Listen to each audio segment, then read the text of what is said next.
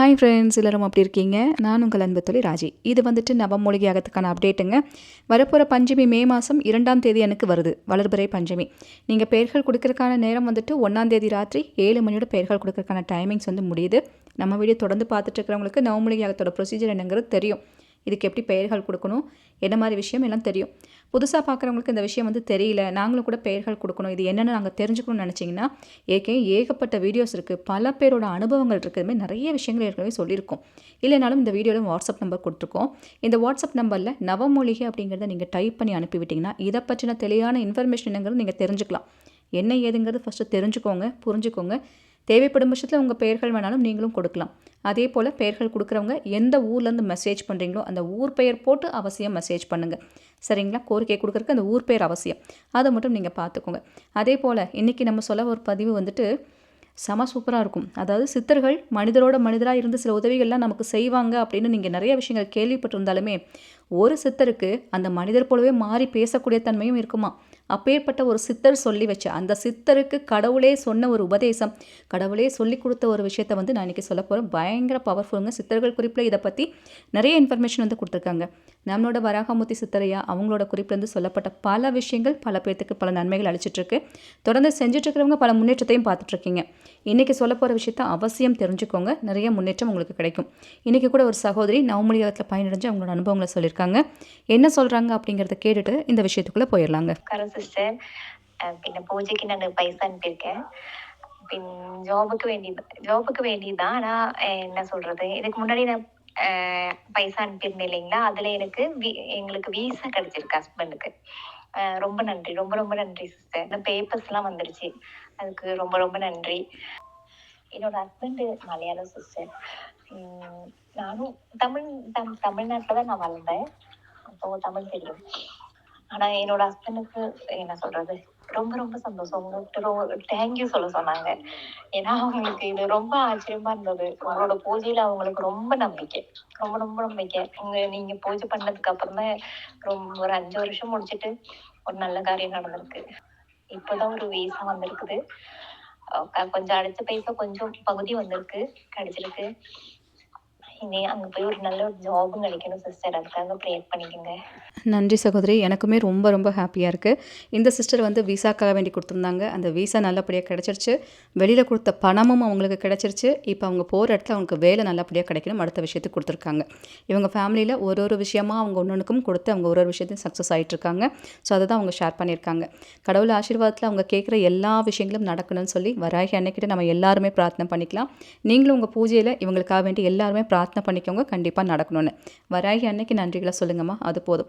இன்றைக்கி நம்ம சொல்ல போகிற ஒரு முக்கியமான ஒரு விஷயம் என்னென்னா, இன்றைக்கி என்ன நாள் அப்படிங்கிறது உங்களை பல பேருக்கும் தெரிஞ்சிருக்கும். மெயினாக வந்துட்டு பிரதோஷம் இருக்குது. அதோடு சேர்த்து என்னென்னா இந்த 3 கிரக சேர்க்கைன்னு சொல்லிட்டு நீங்கள் கேள்விப்பட்டிருப்பீங்க. அது அதிகாலையிலே முடிஞ்சிருச்சு. பட் அதோட பவருங்கிறது இன்றைக்கி நாள் முழுக்க இருக்குது. பிரபஞ்சம் வந்து இன்றைக்கி அதீத ஆற்றலோட ரொம்ப சந்தோஷமாக இருக்காமா.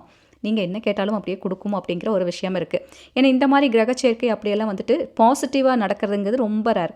ஸோ இந்த வாட்டி நடந்துக்கிறது நிறைய பாசிட்டிவான விஷயங்களுக்கு வழிவகுக்கும், நிறைய நன்மைகளை கொடுக்கும். நீங்கள் கேட்குற எந்த விஷயமா இருந்தாலும் இந்த பிரபஞ்சம் அப்படியே செய்து கொடுக்கும் அப்படிங்கிற ஒரு முறை இருக்குது. சிவபாக்கியர் பற்றி நீங்கள் கேள்விப்பட்டிருக்கீங்களா? சிவபாக்கியர் அப்படிங்கிறவர் ஒரு பெரிய சித்தர்.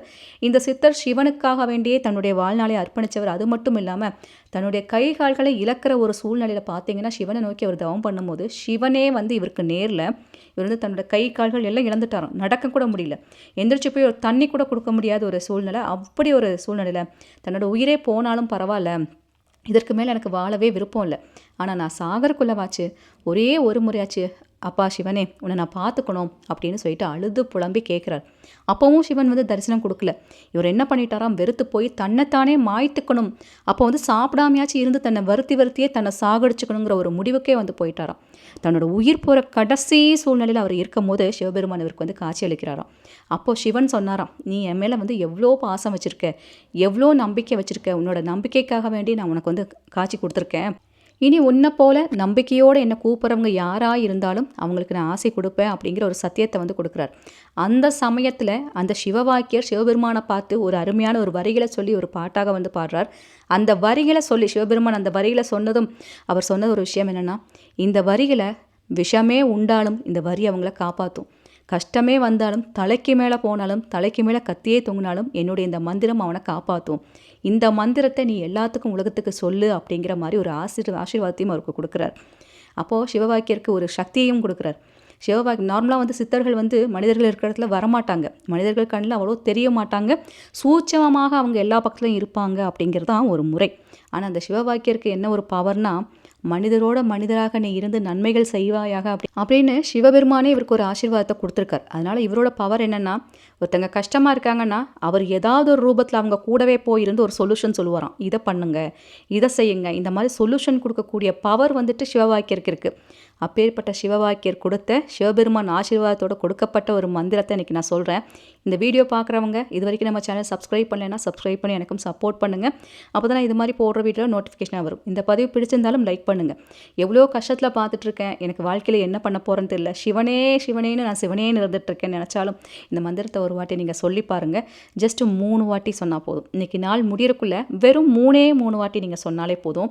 நீங்கள் என்ன நினச்சிங்களோ அதற்குண்டான பவர் அப்படியே வேலை செஞ்சு அதை அந்த விஷயத்தை நடத்தி காமிச்சிடும் அப்படிங்கிற மாதிரி இருக்குது. இந்த மந்திரத்தை எப்படி சொல்லணுங்கிறது உங்களுக்கு சொல்லி காமிக்கிறேன், அதை நோட் பண்ணி வச்சுங்க.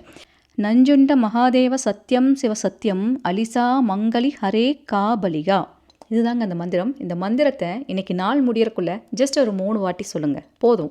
இந்த 3 வாட்டி நீங்கள் இந்த மந்திரம் சொல்கிறதே 3 ஜென்ம கர்மாக்களையும் 3 ஜென்ம பாவங்களையும் அழித்து உங்களை சுத்தப்படுத்தி எந்த விஷயத்த நீங்கள் மனசார கேட்டு இந்த மந்திரத்தை ஒரு 3 வாட்டி சொன்னீங்களோ அந்த விஷயத்த நடத்தி காமிக்குமா. இதை நீங்கள் சிவன் கோவில் எங்கே இருக்கோ அந்த சிவன் கோவிலில் போய் நீங்கள் சொல்லலாம்.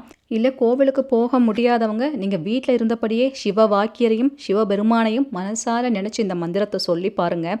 அவ்வளவு ஒரு அருமையாக வேலை செய்யுங்க. நீங்கள் எப்பெல்லாம் கோவிலுக்கு போகிறீங்களோ சிவன் கோவிலுக்கு போனாலே சிவவாக்கியரை மறக்காதீங்க. சிவவாக்கியர் அந்த இடத்துல நினச்சி இந்த மந்திரத்தை சொல்கிறதுக்கு மறக்கவே மறக்காதீங்க. இதை நீங்கள் நோட் பண்ணி வச்சுக்கோங்க. ஏன் இதை வந்து கண்டிப்பாக தெரிஞ்சு வச்சுக்கோங்க அப்படின்னு சொல்கிறேன்னா, சாக போன சிவவாக்கியரை தன்னோட உயிர் போகிற தருவாயில் காப்பாற்றி கொடுத்தாராம். அதுக்கப்புறம் அவர் உயிர் பிழைச்சி பல நன்மைகளையும் வந்து கொடுத்தாராம். அவர் உயிர் அவருக்குள்ளே இருந்தது 2வது ஜென்மமாக இருக்கப்பட்ட உயிரை முன்னமே கொடுத்தார் சிவபெருமான் அப்படின்னு சொல்லக்கூடிய அளவுக்கு அவர் போன உயிரை திருப்பி கொடுத்துருக்கார். கிட்டத்தட்ட அவர் உயிர் போன மாதிரி தான், ஆனால் போன உயிரையும் திருப்பி கொடுத்தார் சிவபெருமான் சிவவாக்கியருக்கு. அதனால் அவருக்கு நிறைய சக்திகள் கூடியிருந்துச்சு. அந்த மாதிரிலாம் நிறைய விஷயங்கள் சொல்லியிருக்காங்க. அப்போ நம்மளுமே எப்பேற்பட்ட கஷ்டத்தில் இருந்தாலும் அந்த கஷ்டத்துலேருந்து சிவபெருமான் நம்மளை காப்பாற்றுவார் அப்படிங்கிறதுக்கு இந்த மந்திரம் ஒரு சிறந்த எடுத்துக்காட்டு அப்படிங்கிற மாதிரி கொடுத்துருக்கு. இந்த மந்திரத்தை நீங்கள் எந்த இடத்துல நின்று சொன்னாலுமே அந்த இடத்துல ஏதாவது ஒரு உருவமாக சிவவாக்கியர் வந்தே தீர்வார், ஒரு சொல்யூஷனையும் கொடுத்துட்டே போவார் அப்படிங்கிற மாதிரி இந்த மந்திரம் இருக்குங்க. அதனால் அவசியம் இதை தெரிஞ்சு வச்சுக்கோங்க. பல இக்கட்டான சூழ்நிலையில் தலைக்கு மேலே பிரச்சனை போனவங்களை எதை தின்னா பித்தம் தெளியுங்கிற சூழ்நிலையில் இந்த வீடியோ பார்த்துட்டு இருக்கிறவங்களுக்கு இது ஒரு மருந்தாக செயல்படுங்க. அத்தனை ஒரு மகிமை வாய்ந்தது. இன்றைக்கி சித்தர்கள் குறிப்பில் சொல்லப்பட்ட எவ்வளோ விஷயம், நமக்கு தெரியாத எவ்வளோ விஷயங்கள் வெளியே வந்துட்டுருக்கு. ஒரு விஷயத்தையும் நீங்கள் தெரிஞ்சுக்கோங்க. இது ஏதாவது ஒரு வகையில் கண்டிப்பாக உங்களுக்கு யூஸ்ஃபுல்லாக இருக்கும். நான் சும்மா தான் வீடியோ பார்க்குறேன்னு நீங்கள் நினச்சாலுமே ஏதாவது ஒரு சூழ்நிலையில் இந்த மந்திரம் உங்களுக்கு கை கொடுக்கும். அதனால் அவசியம் இதெல்லாம் நோட் பண்ணி வச்சுக்கோங்க. மிகவும் சக்தி வாய்ந்த மந்திரமாக இதெல்லாம் கொடுக்கப்பட்டிருக்குங்க. அதனால் கண்டிப்பாக செஞ்சு பாருங்கள். எப்போ செய்யலாம், எந்த டைமில் செய்யலாம்னா, நீங்கள் இன்றைக்கி பிரதோஷ டைமில் நீங்கள் கோவிலுக்கு போனீங்கன்னா அந்த பிரதோஷ நேரத்தில் நீங்கள் சொல்லலாம். இல்லையா இன்றைக்கி நாள் முடியறக்குள்ள, ஏன்னா இன்றைக்கி அருமையான நாள், பிரபஞ்சம் அதீத ஆற்றலோடு செயல்படக்கூடிய இந்த நாளில் நீங்கள் என்ன வேணாலும் இந்த பிரபஞ்சத்திட்ட கேளுங்க. கடவுளோட ஆசீர்வாதத்தோடு உங்களுக்கு நடக்கும். வெறும் 5 மினிட்ஸ் தான் தேவைப்படும் இந்த மந்திரம் நீங்கள் சொல்கிறதுக்கு. இந்த வெறும் 3 வாட்டி சொல்கிறதுக்கு அதிகபட்சம் ஒரு 5 மினிட்ஸ்குள்ளே தான் ஆகும். அதுக்கும் கம்மியாக தான் ஆகும். ஜஸ்ட் சொன்னாலே போதும், ஆட்டோமேட்டிக்காக நடக்கும். கண்டிப்பாக இந்த மந்திரம் சொல்லும் போது சுத்தமாக இருக்கணும். நான்வெஜ் எதுவும் சாப்பிட்ருக்கக்கூடாது, பீரியட்ஸ் டைமாக இருக்கக்கூடாது. சுத்தமான முறையில் மனசு சுத்தமாக சிவவாக்கியரை நீங்கள் அழைச்சி பாருங்கள். ஏதாவது ஒரு ரூபத்தில் வந்து உங்களுக்கு விடை கொடுப்பார். சத்தியமாக அது நடக்குங்க. செஞ்சு பாருங்கள். ஐ திங்க் நான் சொன்ன இந்த இன்ஃபர்மேஷன் உங்களுக்கு பயனுள்ள வகையில் இருக்குங்கிறது நம்புகிறேன். பிடிச்சிருந்தால் லைக் பண்ணுங்கள், உங்கள் ஃப்ரெண்ட்ஸுக்கும் ஷேர் பண்ணுங்கள். இது போல் பல இன்ஃபர்மேஷன் சொல்கிறதுக்கு நான் காத்துட்டே இருக்கேன். உங்கள் அன்பு தோழி ராஜி. Thank you so much.